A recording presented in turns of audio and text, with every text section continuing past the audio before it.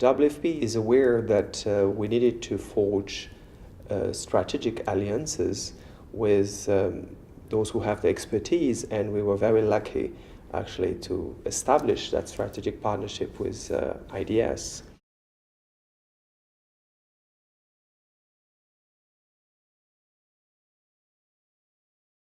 This program is all about using the countries where we operate as the center of gravity to promote what we say we would do. That is, taking into account the different needs of men, women, girls and boys, and promoting equal opportunities. And to do that, we needed to better understand those dynamics, those dimensions in the countries.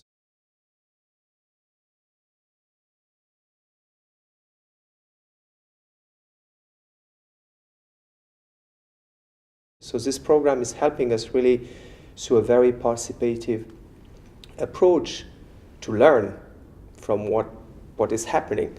So we have good practices, we also have challenges, and this program is helping us to really, through a very creative, innovative way, to really put the country at the center of this understanding.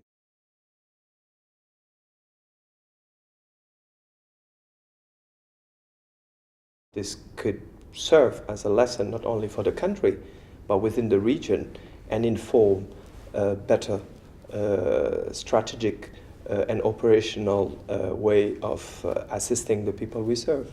Empowerment of women is not only necessary, but it's really critical if we want to achieve our goals of fighting poverty, our goals of reducing malnutrition.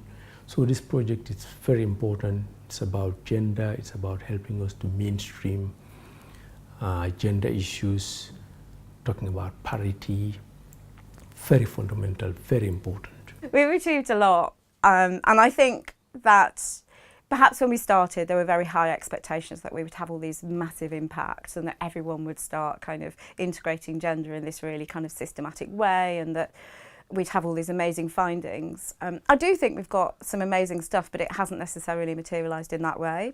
So for me, it's the kind of small changes, like the incremental changes. It's changes in the people that we've worked with directly who've been really, really inspired. I'm not exaggerating. It's like their eyes have been opened through this process because they've been given the opportunity to step back and think about their own work, but also what gender means. By going to the field, we are going to meet directly with our counterparts, with the beneficiaries, and the results would be clear, and that's where sustainability also gets involved, participatory element involving the communities. WFP, even though you've got this head office in Rome and you've got regional offices, it's actually very decentralised. So every country is a kind of law unto itself. So each country does an assessment of the issues there. They decide how to respond. There are certain WFP programmes that they have to roll out, and they decide who they're going to work with, how they're going to do it, what's the priority. So that's one of the challenges, is sort of that there's no country that's alike, but also each country is dealing with very, very specific issues and very different contexts as well. For example, you've got a lot of humanitarian contexts where they're very responsive and you never quite know what's going to happen. You've got other countries where you start with great ambitions, you start rolling out these big programs like Senegal, and then suddenly Ebola happens, all the money gets diverted elsewhere, there's a massive restructure. So you never know what's going to happen.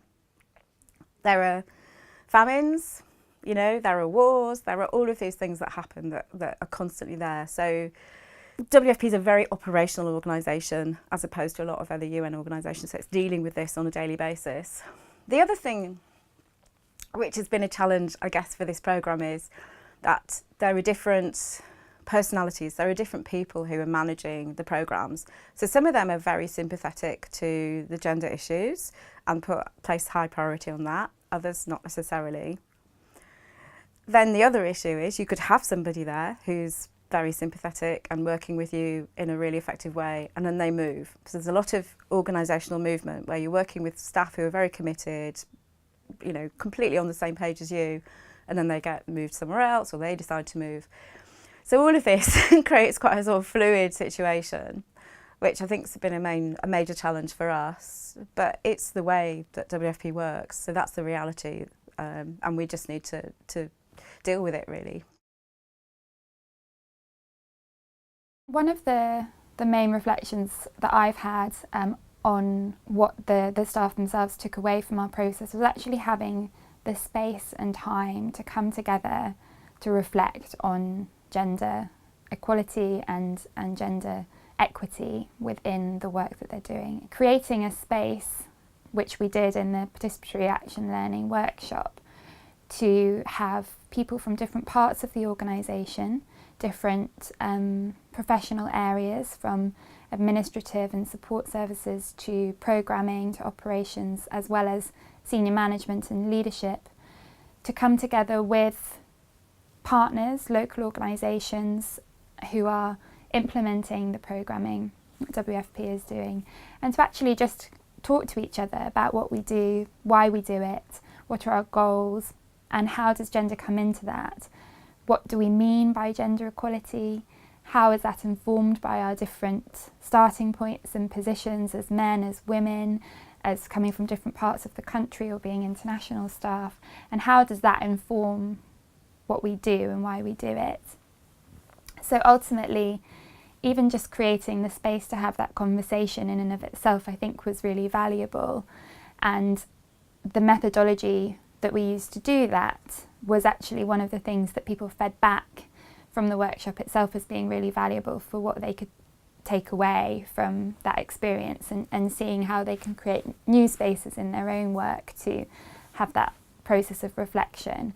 And importantly, how those spaces can be created at ground level with the communities and affected populations that the World Food Programme works with, and how can the experience that the staff went through in the workshop we held be recreated in those contexts to ensure that the people that WFP is working to serve have the opportunity to meaningfully raise their voice, raise their concerns, and articulate their ideas about how change should happen through World Food Programme interventions. One of the big challenges facing the WFP in Lesotho is traditionally food and nutrition is seen as women's responsibility, and the WFP tends to work directly with women. They tend to be the people they see as their beneficiaries. But I think they've increasingly recognised that's a problem, and that you do have to get men on board. Men do have to take responsibility for the nutrition of their families,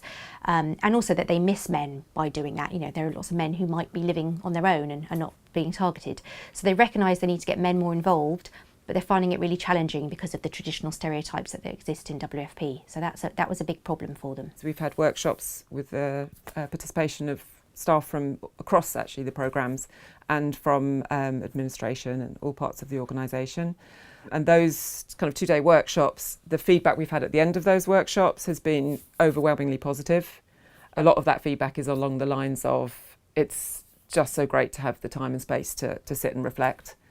The staff have had a real opportunity through this programme to challenge themselves on the way that they think about gender and the way that they apply their analysis of gender into their programmes. So they've moved from a starting point that has been traditionally about looking at gender issues and then saying this is how we approach them in our programming, to starting from the ground up and understanding the perspectives of people living in communities and the contextual relevance of gender issues in their lives, and to challenge the assumptions that WFP programming and approaches may hold, to say actually maybe we need to do something differently as an organisation, and that WFP then can think about the work that they're doing on the ground. One of the real big problems in development over and over again is you see the same mistakes made over and over again. You know,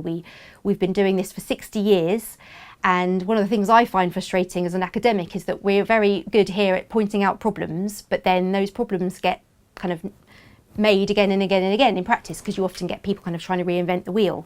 And I think if we spent more time stopping and thinking about things and make a bit more time planning than we do on implementing, I think we probably would make less mistakes and we'd probably be better at learning and innovating. So I actually think, even though it's definitely low on people's priorities when they're in these day-to-day management. It's just, oh, another workshop, that's a waste of time. I actually think if you're focusing on planning and learning, they're actually really valuable because you save mistakes further down the line.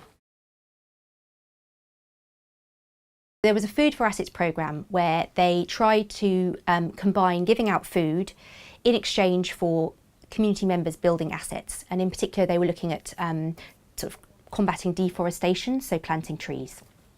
And I think they'd recognised that when they'd done this the first time around, they hadn't really taken any gender kind of perspective into account. So they didn't think about where it was, they didn't think about, in terms of safety for women getting there and back, they didn't think about whether they needed to provide childcare. So when women go to work, planting the trees, who's looking after their children. In some cases they were giving cash, not food, and they weren't thinking about the fact that the women were having to take a whole day out of their time to go to the bank to pick up the cash, and that's a whole day out of their time. So the next time they kind of had their second tranche of funding, partly because of the workshop we'd run with them and where we'd thought about these things and discussed them, they invited my counterpart that I've been working with WFP to help design this new project, to try and think about those things. So in the new project they did have childcare available on site. They made sure that the sites were always within a sort of reasonable walking distance of the villages. They had a dedicated teller in the bank so that it reduced the waiting times in the bank. So they thought about these things. So I think that was an example of where they'd learnt from their lessons the first time around, and they tried to make improvements the second time around. It's a traditional African setup where women have domestic responsibilities. Women are also in the workplace. In fact, there's a new government in Benin. It's only about 3 women in the cabinet. So there's participation of women in the economy as well. But we are hoping that within our projects, which are really more of social protection, social safety nets, that we have more involvement of women. The more evidence shows that the more women are involved, the better results, the more we are able to reach our goals. Prevention is actually the key. Not wait until the child is malnourished.